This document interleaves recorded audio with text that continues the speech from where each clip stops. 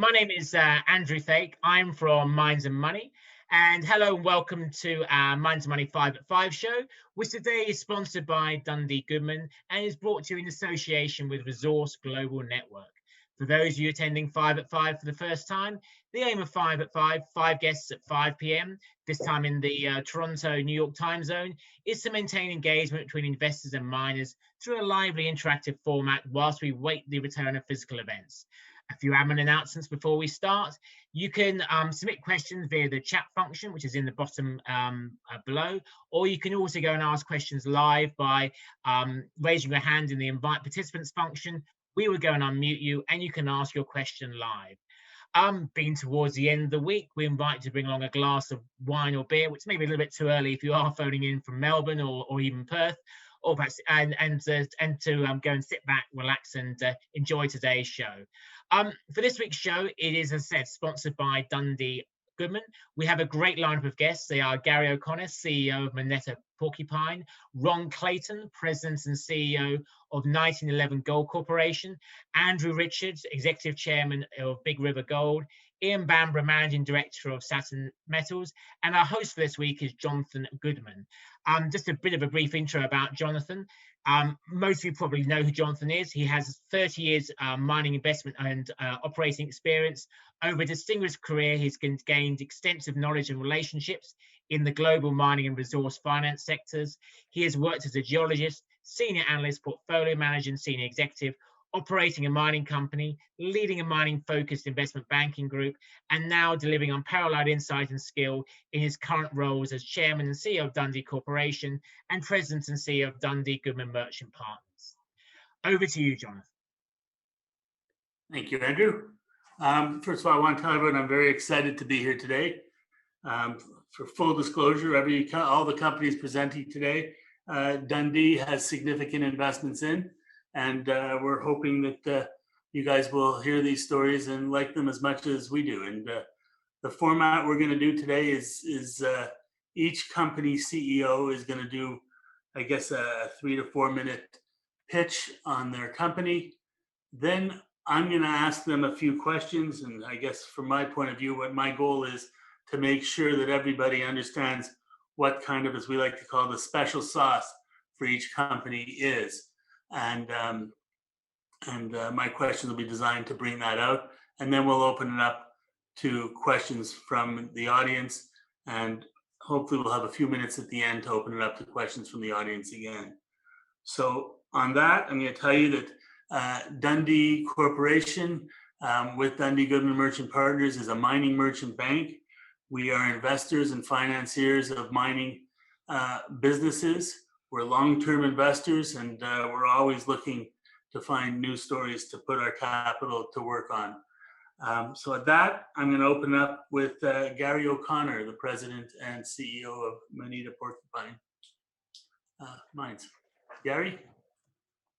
Thank you, Jonathan, and thank you to Dundee Goodman and Minds and Money for making this event possible. Moneta Porcupine Mines is a Toronto-listed gold exploration company. We're on the main board, the TSX, under the ticker ME. We are Timmins focused. It is all about the exploration for gold in the Timmins camp. And we're in the process of putting together what is one of North America's largest undeveloped gold projects. Thank you, Elaine. We've just announced a partnership with O3 Mining, where we've announced the acquisition of the Garrison project from O3 Mining. This was their main Ontario asset. This has catapulted Moneta Porcupine Mines into having a resource base of 4 million ounces indicated and 4.4 million ounces inferred. We have just completed a PEA, a preliminary economic study, on our largest underground resource last year. O3 Mining just completed an economic study on Garrison, their open pit resource. This actually puts us into being one of the largest undeveloped gold projects in North America. We did make a number of new discoveries last year, including the new Westaway area, which we are now drilling the extensions of. And we're in the middle of a 70,000 meter drill program that is testing both regional exploration and as well as the extensions of our deposits, including open pit material and underground resources. We're looking to announce the completion of the acquisition of O3 by the end of this month, at which point we'll have 8.4 million ounces to grow and expand on. Elaine. The Garrison project occurs immediately adjacent to our Golden Highway project. We currently have 5.5 million ounces at Golden Highway. This includes 2.8 million ounces of underground resources. These are all estimated at a 3 gram per ton cutoff. These are bulk mineable targets, and we've shown that in a recent PEA, good low cash costs for the production of underground gold. We also have 2 large open pits, which have a combined total of 2.7 million ounces. We're currently drilling out the extensions of these open pits, and we've put some press releases out recently, which do show the ability to expand both the underground and the open pit resources. The adjacent Garrison project includes 2.9 million ounces and occurs just within 5 kilometers of our resources. This will put us into a significant resource base, a expanding resource base. We will be drilling through the first 2-3 quarters, updating the resources, and then updating our PEA to show the economics of a much larger project with significantly higher production. As you can see from this slide, we've jumped from 2.1 million ounces last year to 5.5. We're now going from 5.5 to 8.4 million ounces. This puts us into the top tier of undeveloped projects in North America in a very safe jurisdiction, beside a main highway and what is Canada's largest and most prolific gold mining camp, that is Timmins. We're trading at a very significant discount to our peers. We're trading at sub $20 an ounce. We see the ability to significantly increase our valuation and our resource, and we're looking for further revaluation of the company going forward. So that's my pitch. I'll put it forward over to questions now. Thank you. I think I'm going to start with the questions, Gary. So the first one is, I think from the way we look at your company, when you did your PEA, the intention of the PEA was to look at it from really, we can build a small mine here, and there's a lot of spare milling capacity. So you looked at the underground. Really, that was before you had your open pit resources. From the point of view as a smaller mine, and use a 3 gram cutoff grade. But when you actually take that cutoff grade and consider this as part of a bulk mining scenario, and drop your cutoff grade to the similar type cutoff grade that Young-Davidson has, which would be about 1 gram per ton, what does that do to your resource? That's correct, Jonathan. We did put the PEA out last year, and it was focused on toll treating, getting cash flow while we were developing and drilling out our open pit resources. We used a 3 gram cutoff. In our PEA, we used a minimum 3 meter width, but at a much lower cutoff, at a 1 gram per ton cutoff, we significantly increased the number of ounces. We could be doing underground mining as per a scenario like Young-Davidson on significantly higher ounces. We're looking at I think it's over 4 million ounces in underground resources at that cutoff. From your old numbers, that using the 1 gram cutoff, there were about 95 million tons at 2.24 grams a ton for 6.9 million ounces, which adds over 4 million ounces to your 8.4, which brings you to over 12. And I know that there's still a lot more work to do, but that's almost in the bag. Yeah, correct. I should point out that our current resources are constrained within higher grade structures. There is actually a lot of mineralization above 1 gram outside our resources, so we could grow that number you refer to. We did not model the lower grade material in our current underground resource estimate. Yeah, that's one of the things that we look at. The other one is that when you take all of these pits together, the new ounces you're just acquiring, why don't you talk about, they did a PEA and they've got a very low strip ratio on a big chunk of that. That's right. That's right. At the Garrison project, there's over 1 million ounces in a low strip ratio, what we consider to be a starter pit scenario. It's over 1 gram per ton. It's at a 2.7 gram to 1 strip ratio. It's outcropping. It's at surface. And we see that as easy ounces, low cost ounces for the first, million ounces, while we develop our open pit resources, do the pre-stripping, develop our underground access, and advance into bulk tonnage, potentially bulk tonnage underground mining. So I assume what you would do different is you'd probably mine that a lot faster than they would. That's correct. They had a 10-year, well, it was 11-year mine life. We envisage it at this point, probably a 4 to 5 year mine life, producing over 200,000 ounces a year, and then augmenting that with our higher grade underground resources and then our much larger open pits. Okay, so you guys have a lot of work together. How much drilling are you going to be doing in the next 12 months? We have a 70,000 meter program underway now. We're well into that, and we're starting to get the assays back. We'll use that as a basis for a resource update. And then that will be used for, an updated, significantly larger PEA study. So when all is said and done, what's the market cap at today's price of the combined company when you merge with the O3 assets? We're sitting at just under 200 million once we finish the acquisition of the O3 mining assets. This is a company that has 8.4 million ounces. So this is significantly undervalued. Potentially a lot more ounces just by remodeling the existing wireframes of your underground. Exactly, and we are currently modeling the near surface low grade material at Southwest. We showed in a recent press release that we've extended the Windjammer South mineralization 1.6 kilometers to the east, so we'll be drilling that out, in the coming months, and we look to be significantly increasing our both open pit and underground resources. That's correct. Okay. So I'm just going to summarize from our perspective. The reason we own this stock is we see this as really something that has a legitimate shot as being the next Malartic or Detour, or basically a combination, because they've got underground and open pits. But like if you throw the numbers around, just by remodeling things, you can get to 12 million ounces. It's not crazy to think that you're going to be at 15 to 20 million ounces, and something that has a market cap of under $200 million.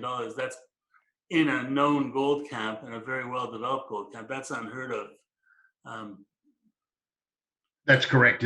We're on the main highway and just east of Timmins, all the infrastructure, skilled workforce, and we see the ability to significantly add ounces, as you indicated, and to significantly grow this. And this is really a gold camp. It's not just a deposit. We've identified a lot of ounces here, and we can see the ability to continue to grow them, and that's what we're doing now, and we'll continue to do that. All right, so Andrew, why don't we open it up to questions from? Sure. Yeah, sure. We've got a few questions sent in by the audience. I'll just go to the first one here. Gary, if we were at the end of 2021, what would be your key accomplishments?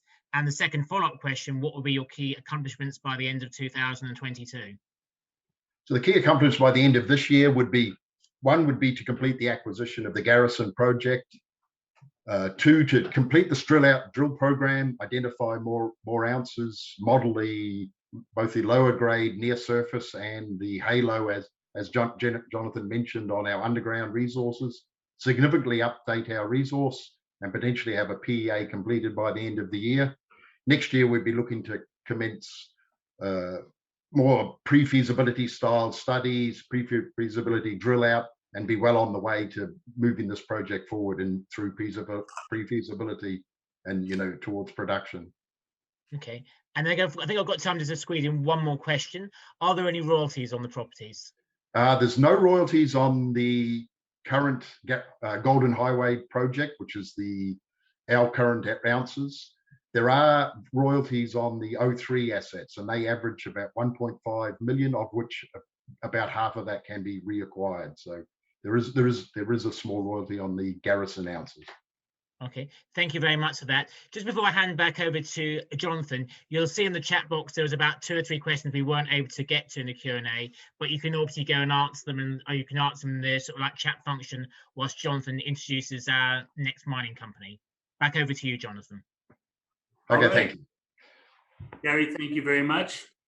Andrew Richards from Big River Gold. Big River is developing the Bamborough gold deposit in Brazil, and I'm going to pass it over to Andrew. Thank you, Jonathan. Thank you, Mines and Money. I will just start with this slide that's up here at the moment, which says a lot in just a couple of pictures. As Jonathan said, we are focusing on the Bamborough gold project in northeast Brazil. And what people think about Brazil, this is not at all like that in terms of no jungle, no high rainfalls, no big rivers. But that actually has been very good for in terms of our access, the infrastructure. And what you see in these slides here, for example, is the proximity to the infrastructure. That main road there that you can see in the bottom picture goes to the coastal capital of Natal, and there are two large towns either side of us, about 35 kilometres along that road. I'll come back to those in a minute because they are quite important to the project. There's been very limited exploration of gold at all in this area. What you see in the upper picture is a small leach pit that was done some years ago, but you can see that the ore zone itself, which is about 35 metres thick at surface and penetrates down a long way. We stopped drilling about 300 metres below surface. We have no doubt that it keeps on going. One of the things we would like to start doing this year is to maybe put some probe holes at depth below that to see whether the ore zone retains its 50-metre thickness and an apparent improvement in grade as well. The terrain is fairly flat. We own the property outright, so we own the freehold, so that reduces our tax and our royalties. But what we have at the moment is a 2.43 million ounce resource, of which we have a reserve of 1.6 million ounces. This project was looked at some years ago, and I think at the time the issues were high capex, a modest gold price, and the requirement to have water in a semi-arid area for processing. Could I have the next slide, please, Elaine?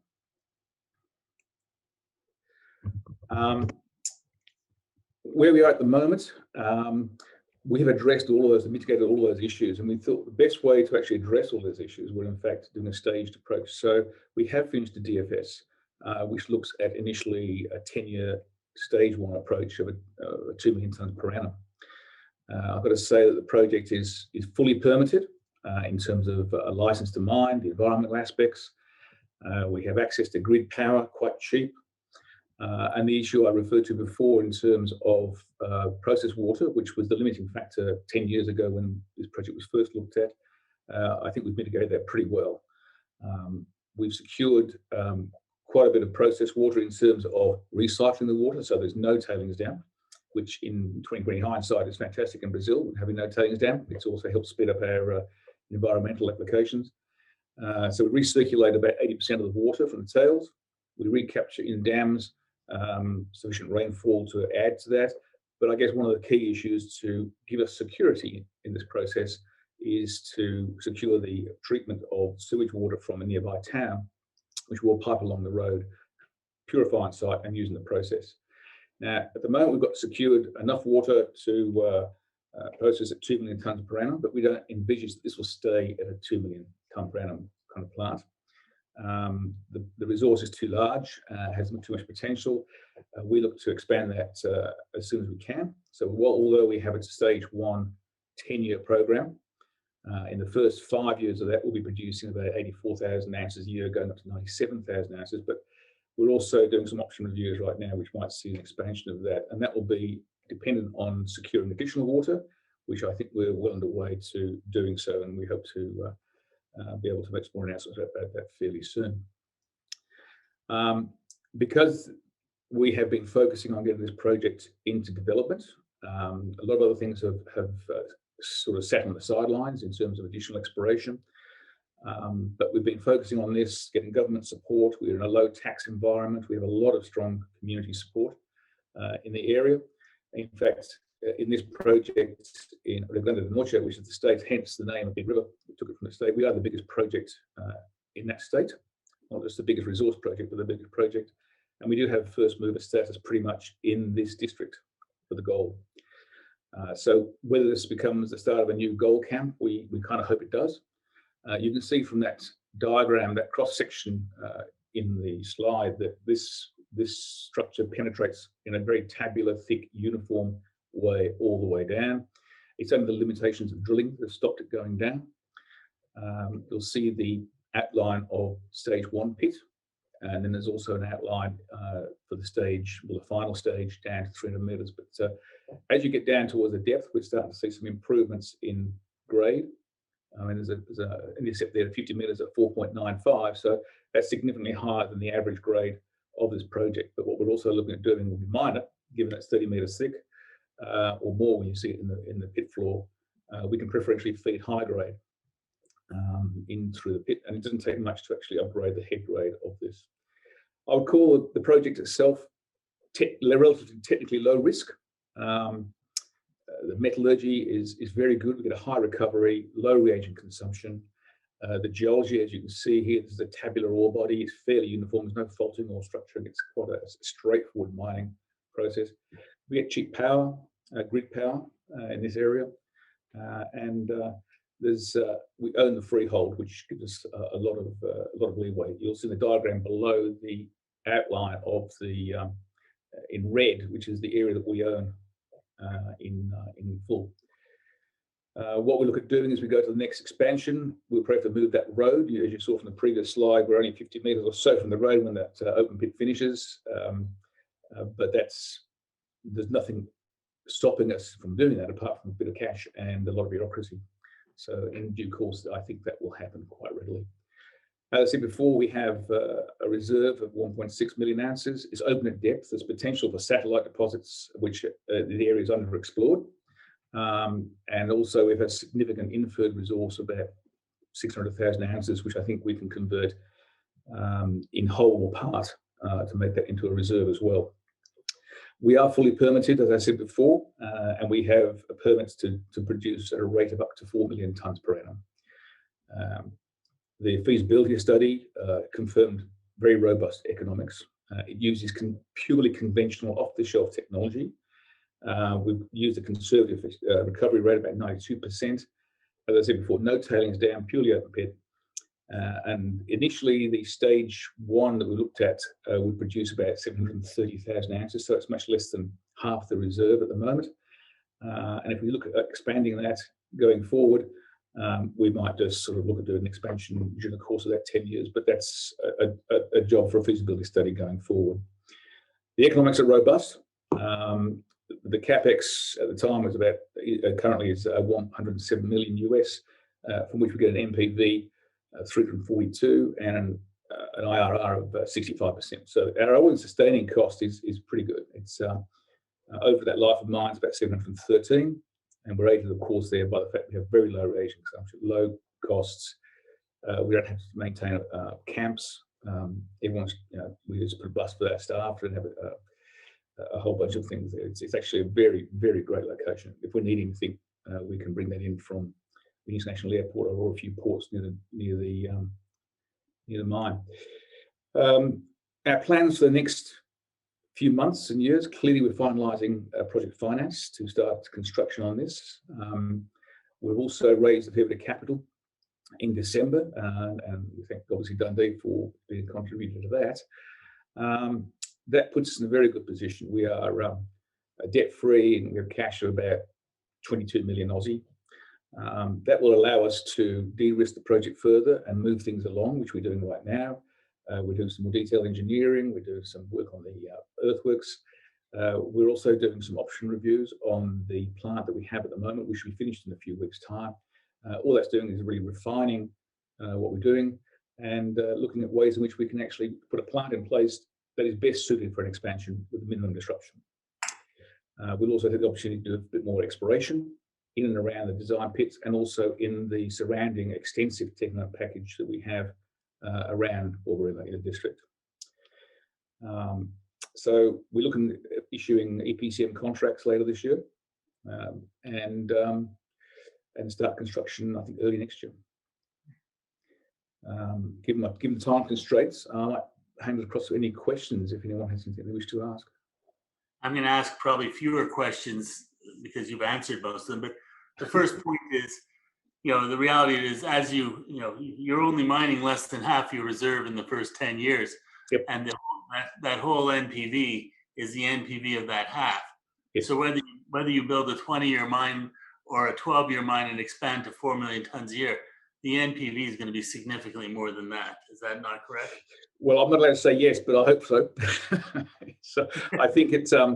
I think this really has what we did with stage one was to get ourselves into production, because right now it throws off a lot of cash. We are, I think, fairly undervalued. I think our EV per reserve and resource ounce is less than $28 US, which puts us competitively low. So there's a very little value proposition there. But I think as people realise how much cash is thrown off from this, even this stage one, even the first few years of this stage one. The payback? Sorry? The payback. Just over a year. That's the point that I think he's trying to make with the cash flow, is that it pays back that capital in a little over a year. Yep. And what gold price was used in the study? 1,550 US. Okay. And the other question I'm going to ask you is about mica. Yes, mica, interesting, very interesting. I guess from part of my background too, when we saw it, mica does carry some of the gold. I've got to say, it also recovers very well. You've got to process the mica, and we are in a shear zone, so there's a lot of mica in the system. We would, maybe 30% of our feed would be mica. So we had a look at it as it comes out, because we actually dewater it. It's a fairly benign metallurgical process. We asked the question, is there a market for the mica? And it appears there is. The studies we've been doing recently suggest that this is eminently suitable for introduction into fillers for polymers and plastics and things like that. And there's some very attractive numbers that could come out.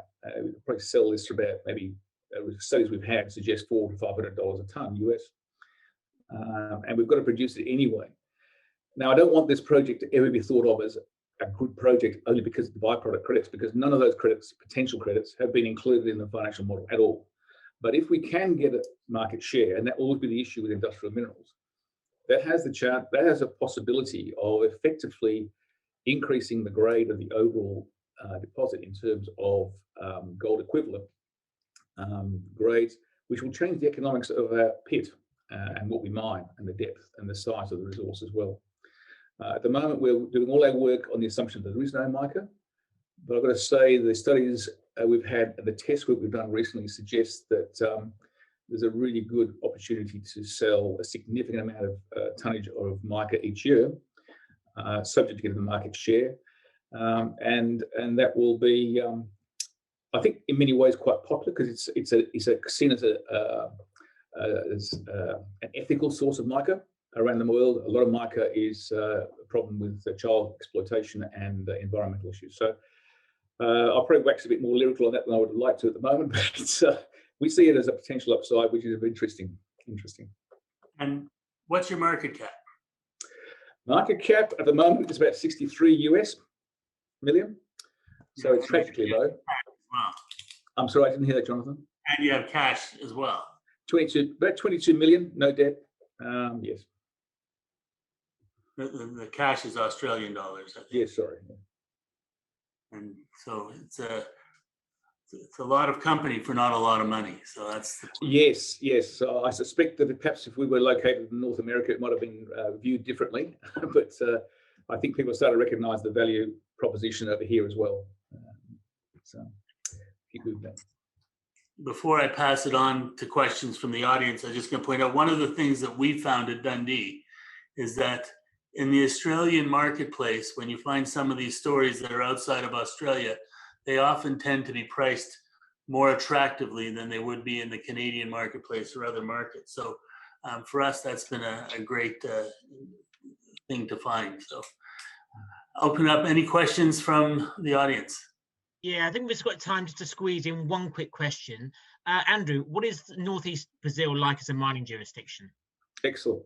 Really good. We have got a lot of community support and a lot of government support.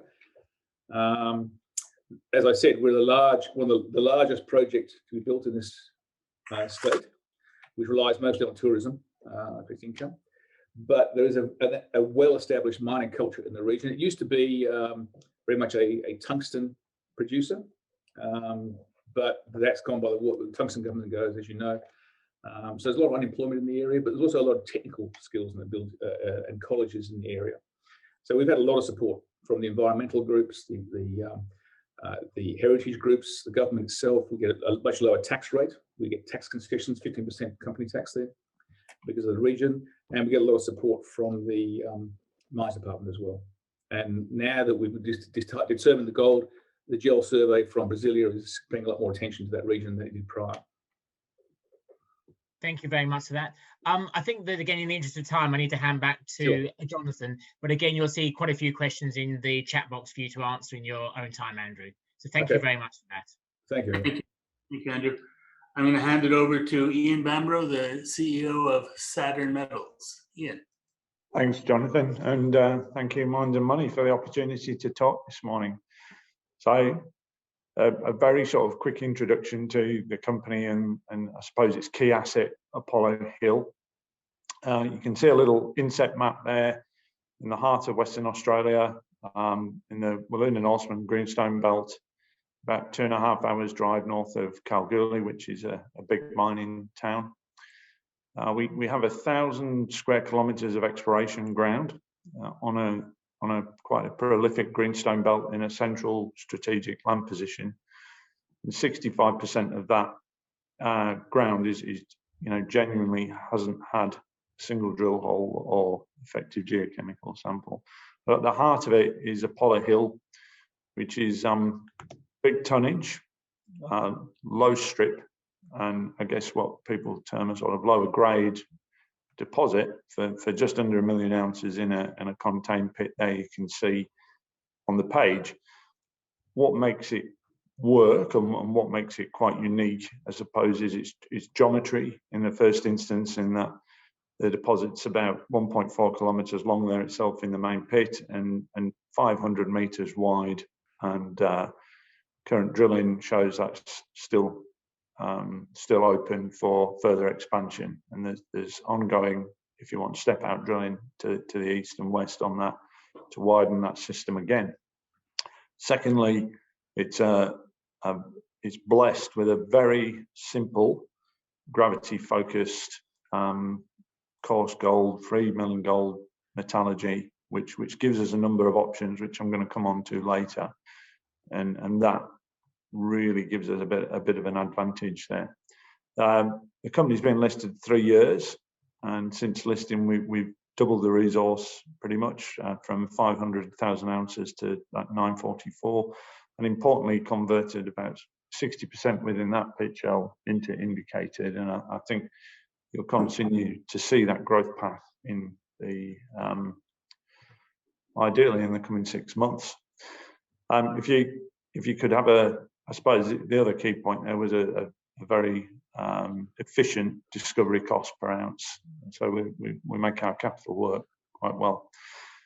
This is really coming to view, I suppose, on this slide in terms of the potential of the deposit to keep growing.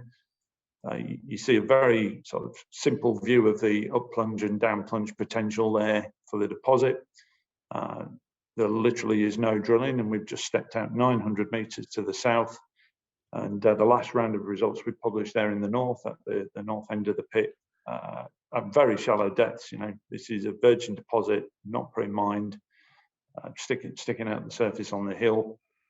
Some fantastic new results as well on some higher grade shoot opportunities within the system, and the deposit does have a higher grade architecture.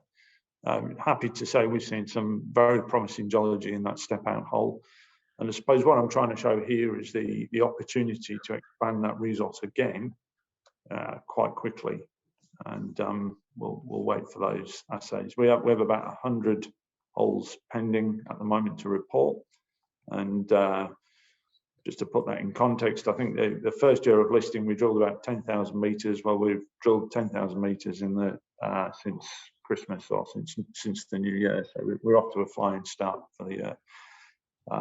You'll see in the next 6 months a 50,000 meter program across the both the deposit and the regional exploration potential, and we've got a slide to show you there as well.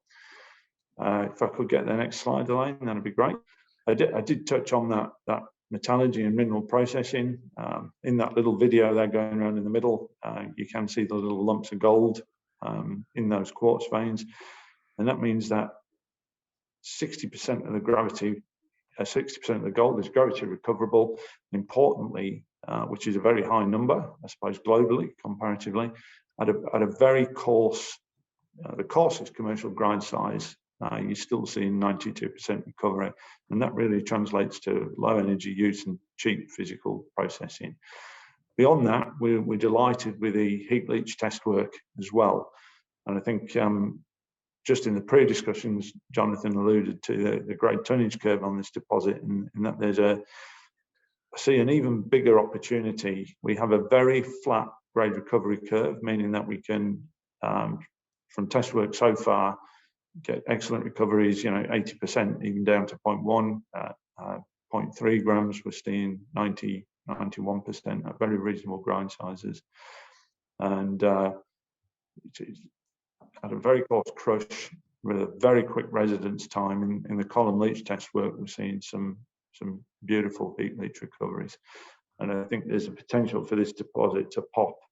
And we see some of the big North American deposits, such as Kinross's Round Mountain, where they mine down to kind of 0.1 gram a ton. And you have these giant heap leach, ultra low cost processing scenarios. And we've really started to see that come into view in the latest resource upgrade. And that's an avenue of metallurgical test work that we're following with vigor at the moment. And next slide would be great, Elaine. One quick one. I suppose the other point is, and this is a small snapshot of, perhaps maybe even a tenth of our ground position. But immediately around Apollo Hill, you rarely find these deposits in the goldfields on their own. There's usually about 5 or 6 deposits within a mine camp. 3.5 kilometers to the east at Calypso, we've seen some beautiful gold intercepts, and these are actually in deep lead. And we're in the alluvial gold, and we're in the process of chasing down the actual source of this. And you see the air core lines at the moment. There's a 5,000 meter program happening right now across those structures. Those structures and that architecture are very, well, just not drilled, I suppose. And that's come about from a lot of gravity work and passive seismic work and new magnetics. And we're excited to be out there finally after sort of clearing the ground with heritage in the last couple of years. And that's a very brief snapshot of the activities for now. Thank you very much.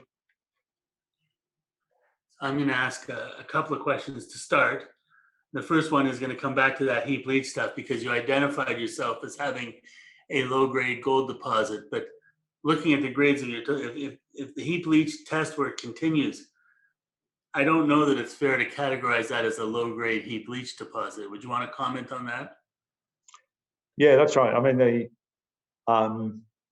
wouldn't be a low-grade heap leach deposit. It's got the potential to be a very big standard heap leach deposit in its own right. And I think, again, going back to that process metallurgy, there's some beautiful numbers there in that initial recovery, and the opportunity to be a very low-cost producer with a very, I suppose what's great about this deposit is it's simple, it's in one spot. Compared to some of our ASX peers with similar resource bases in the gold fields, I suppose what's great about us is that ounce profile is growing in one big spot, and some of the exploration cross sections clearly show a much bigger opportunity, particularly if we can nail that metallurgy. If there are two things in your slides that were very evident. One is the deposits open along strike and in pretty much in every direction. As you expand, there's also a lot of what looks to be like good intersections you've hit outside of the presumed pit shell that was used for your resources. What will happen to that pit shell as the strike length expands on this thing? Yeah, I think that pit shell has the potential to grow quite quickly. There are some beautiful exploration intersections, and I think just since the resource upgrade, I mean, we've put out about 40 holes a couple of weeks ago, and the great thing about them was the tenor of grade was consistently well above the current resource grade, and I'm talking about step change, 2 or 3 times. But importantly, they were in. We're targeting leverage points, either higher grade shoots within the system or places in the pit where under that pit or around that pit where we see the opportunity for rapid expansion. And I think, already I'm excited about that next resource and that next pit shell. Now, that's one avenue, that's one lever we're pulling with the exploration. At the same time, there's about 4 ton of, and 200 samples just being collected for the metallurgy.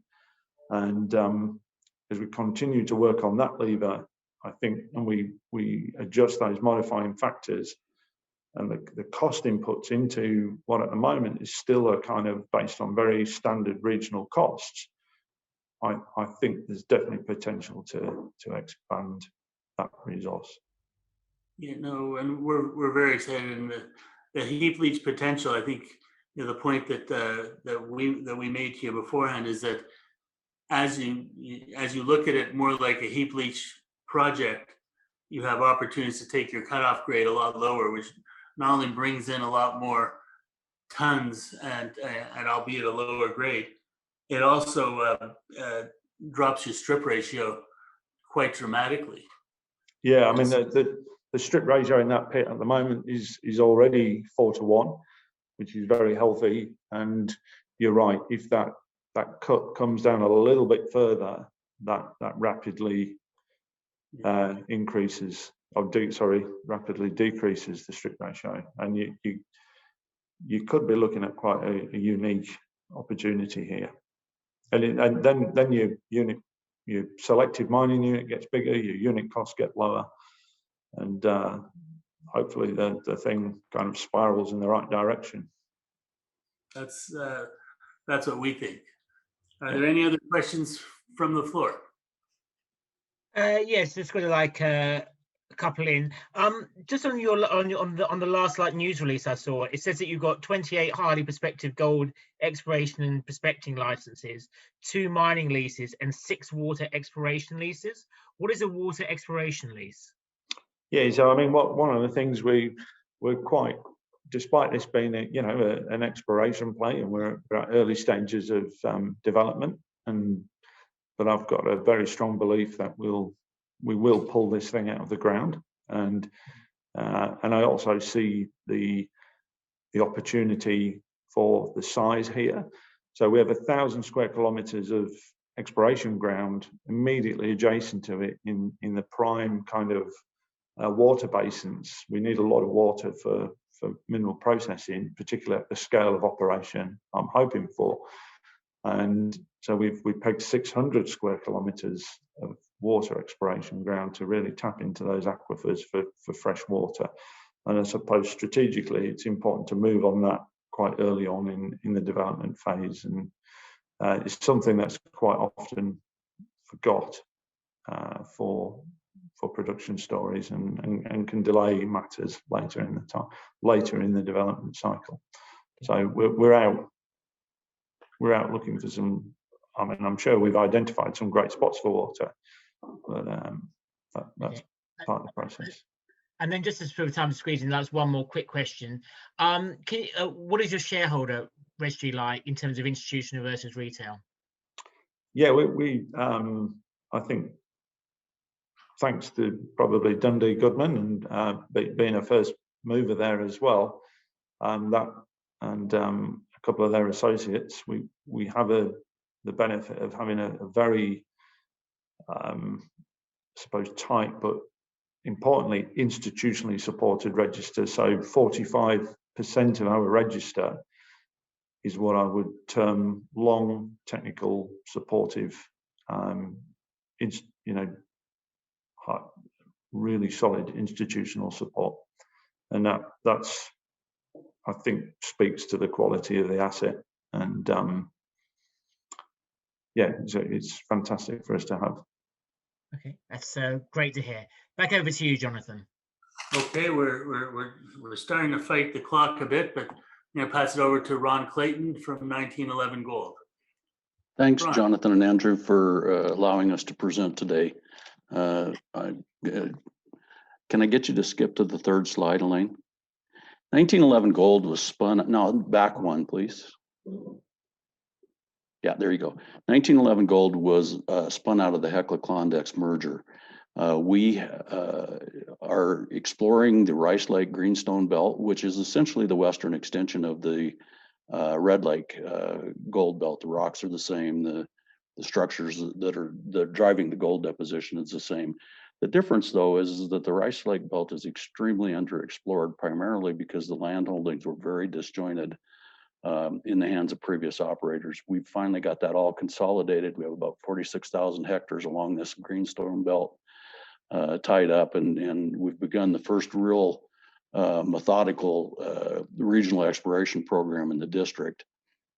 We have a super strong management team, in particular our exploration team, that really totally understands the ore controls in this district, and they've had a lot of experience here, primarily with the geological survey. So they've got a good handle on the exploration. Our strategy is to explore the district, and once we have a discovery, then we can utilize the assets that we have, because we have all the old sand gold assets. Permitted mill that produces 1,300 tons a day, tailings facilities, camp, hydropower. The entire belt has good road infrastructure. So we're really in a good position to take advantage of a discovery here and create super shareholder value, I think. The other thing that is kind of unique about us is we have been reprocessing the tailings from the old Rice Lake mine. During the last, we've actually been doing that for 5 years. The company's only 3 years old, but the previous operators were reprocessing as well. The tailings for the last 3 years has generated a little over 5,000 ounces a year, which has allowed us to basically pay for all of our corporate G&A and our holding costs with the proceeds from the seasonal tailings processing. So it really puts us in a position where the only money that we've had to raise from the market, we've been able to do with primarily charity flow through in Manitoba, which has gotten us a 60% premium on our shares. There has been a portion of it that was done with national flow through at a smaller share count. So we've really been able to minimize the share dilution for the last 3 years, and I think we're going to be able to do that for at least another 3. Today, we've got about $10 million in the bank, and our market cap's about 27 million. Those are Canadian numbers. Next slide. So as I mentioned, this is a slide of the district, Red Lake and Rice Lake districts. You can see from this that the major structures, these are really old plate boundaries that are the structures that drive the formation of the ore deposits.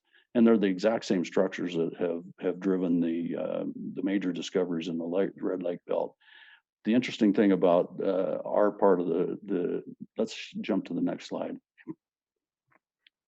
The interesting thing about our part of the district is along this 90 kilometer gold belt that we have the 100% of the property tied up on, there are very few drill holes. They're all consolidated around the Rice Lake mine, which produced a little over 2 million ounces in its history, has about 1 million ounces in resource right now, and 2 other small producers that produced about 500,000 ounces between the 2 of them. There's no other drilling on the property. So you can see from this slide, what we've done is we've developed a number of targets here, primarily based on structure using LiDAR. We have been out in ground truth most of these targets with boots on the ground mapping, just basic good home style geology. And then fall or winter 2019 into 2020, we began our first drilling program. Next slide. So the 2 projects that we're primarily focused on is the Bamborough project and the Tinney project. This is just a few of the drill holes from the Bamborough project. We think this is an analog to the Rice Lake project. Our first round of drilling last year really focused on trying to prove up our model and making sure we understood what was driving ore to be where it is. That was quite successful. 27 out of the 28 holes we drilled last winter all had gold in them. They all hit, every one of them hit the structures we were looking for. We did drill pretty shallow with most of these, 50 to 150 meters deep, primarily because it was cheaper to do that and make sure our targeting was good before we moved a little deeper.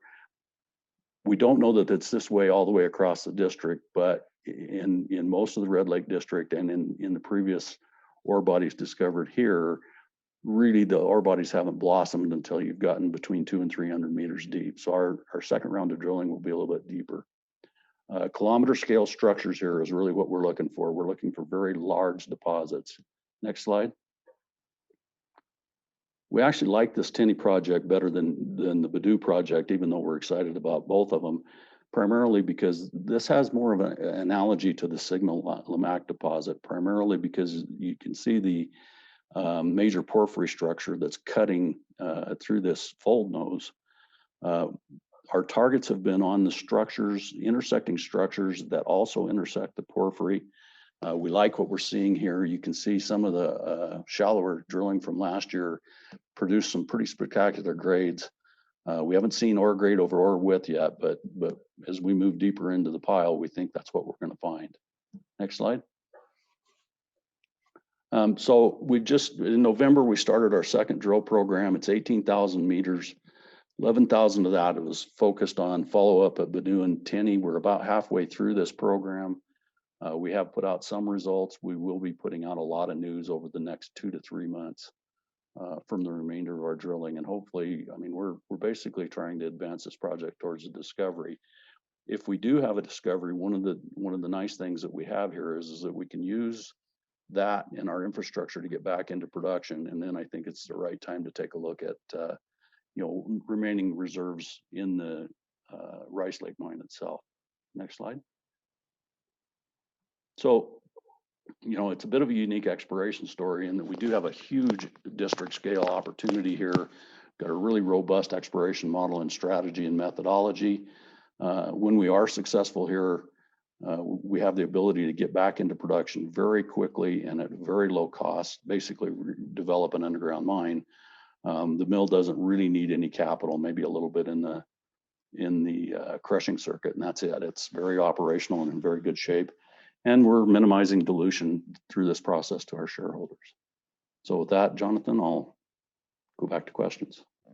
Okay, first, you already said you have 10 million in cash and about a $25 million market, a $27 million market. A little over 27 Canadian today.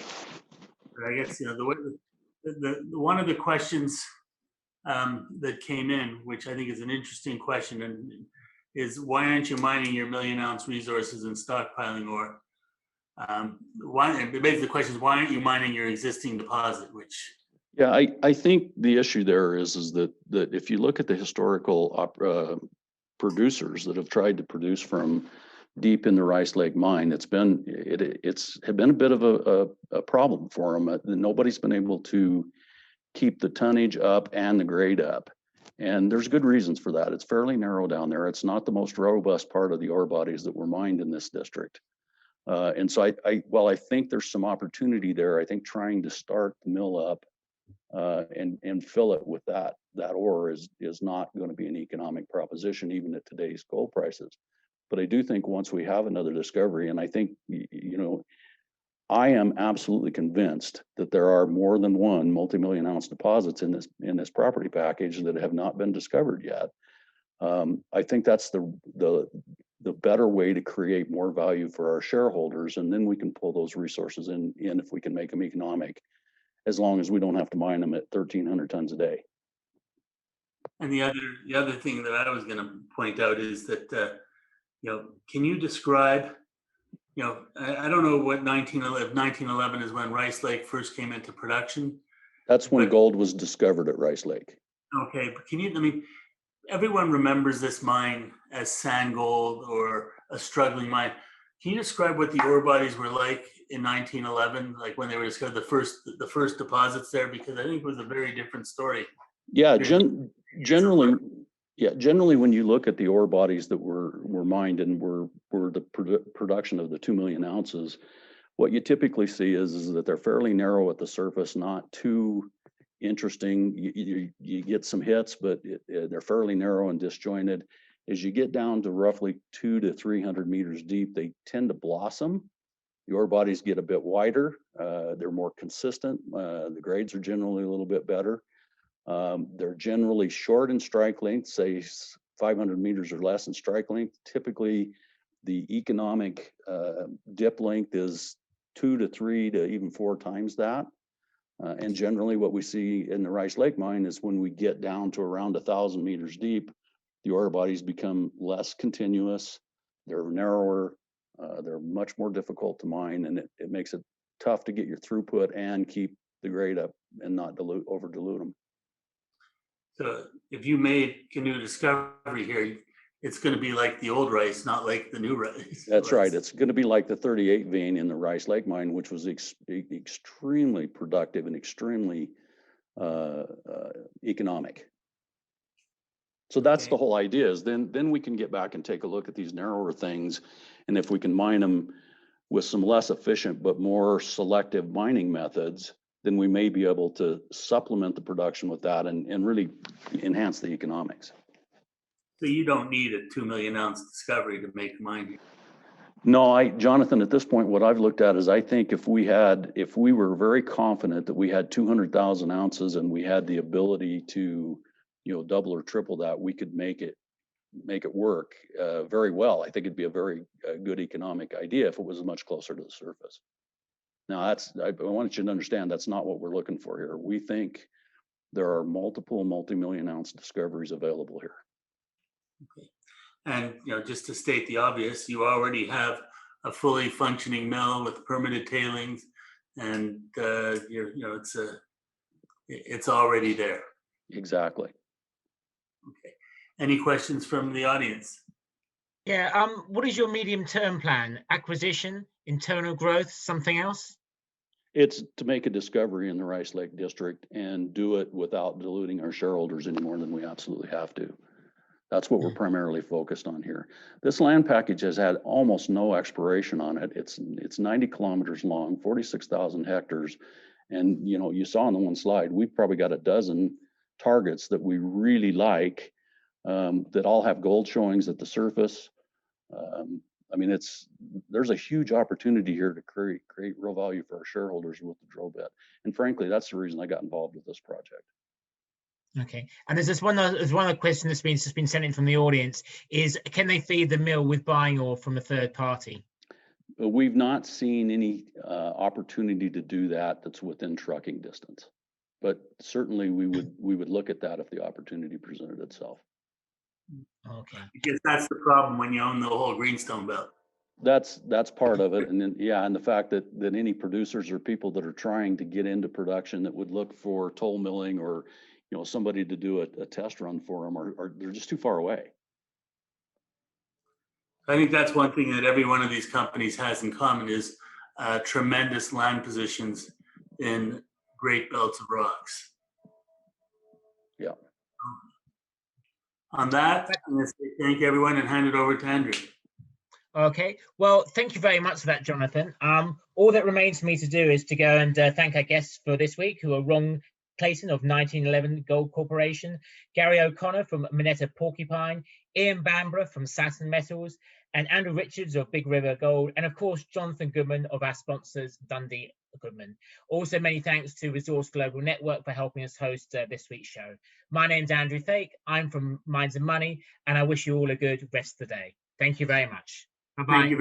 Thank you, Andrew. Thanks for the opportunity. Thanks, Jonathan. Bye.